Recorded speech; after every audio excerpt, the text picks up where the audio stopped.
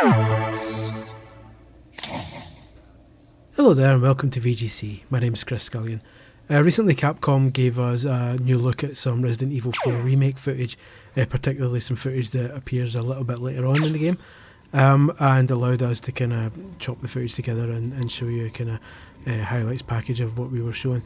So with that in mind, let's just take a look at some of that footage. First up, there's some combat footage here which you can see showing some of the kind of in-game gunplay in action.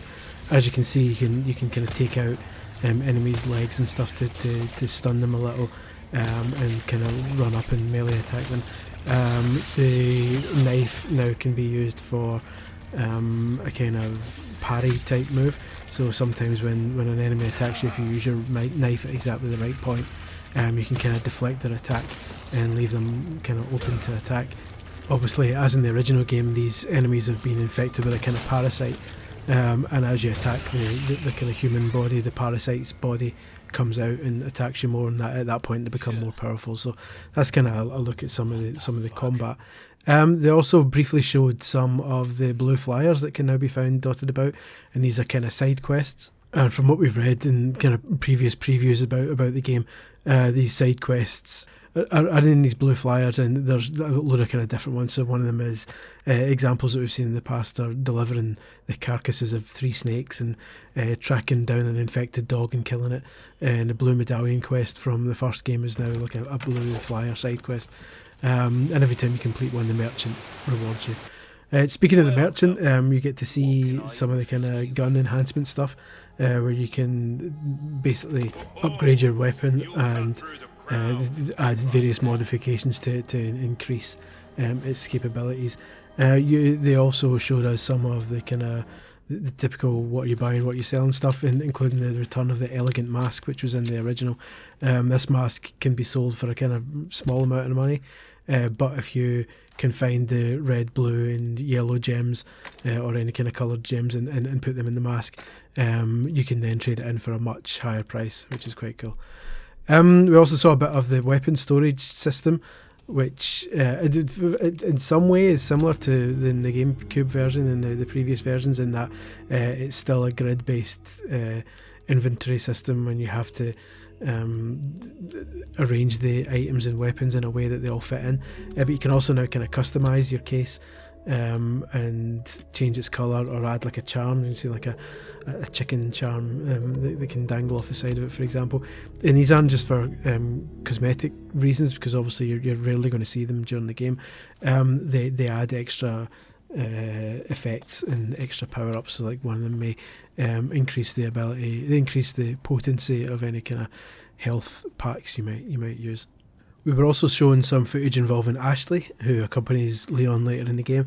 You can control Ashley by using, not directly at some points, like at times she'll kind of follow you from behind, almost like an escort mission, but you can at least control how closely she follows you.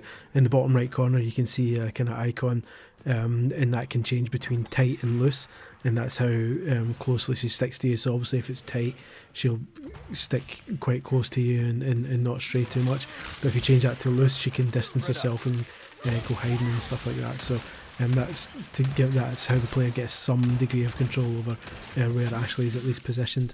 This is obviously useful if, for example, you're facing off against a particularly dangerous enemy, and you don't want her nearby in case she takes a hit. You can tell her to kind of stand back while you deal with it, as you can see here.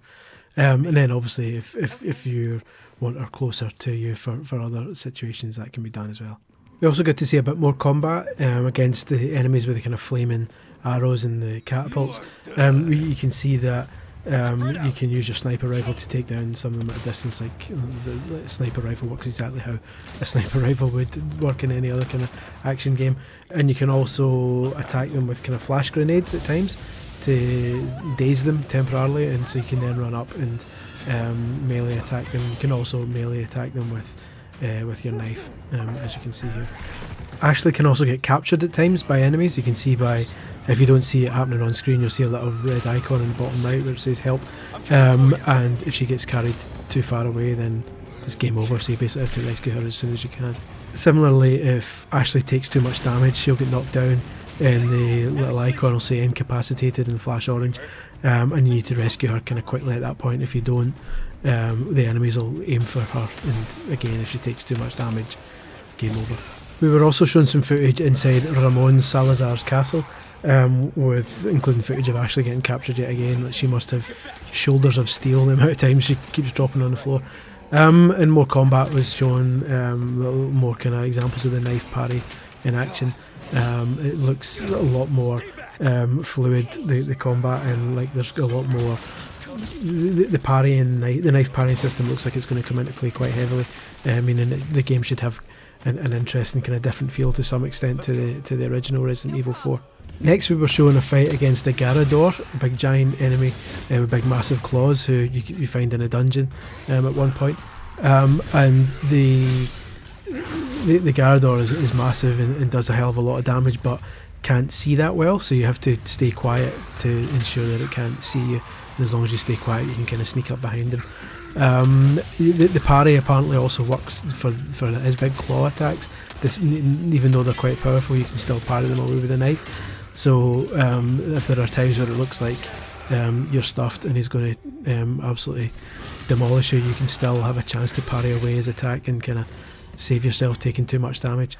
And finally, at the end of the footage, we were shown a brief segment of the fight with Jack Krauser, which in the original game was purely done with QTEs, so there wasn't really a lot of interactivity short of pressing whatever buttons came up.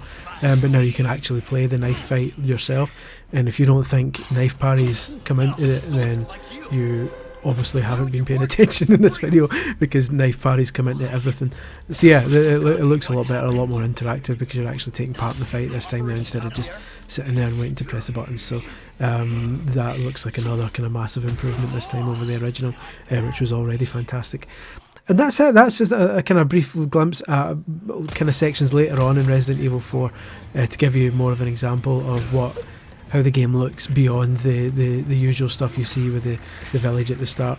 Hopefully you'll agree that it's looking really pretty special so far, and we're really interested to see how the entire game plays out in its entirety when we get it pretty soon.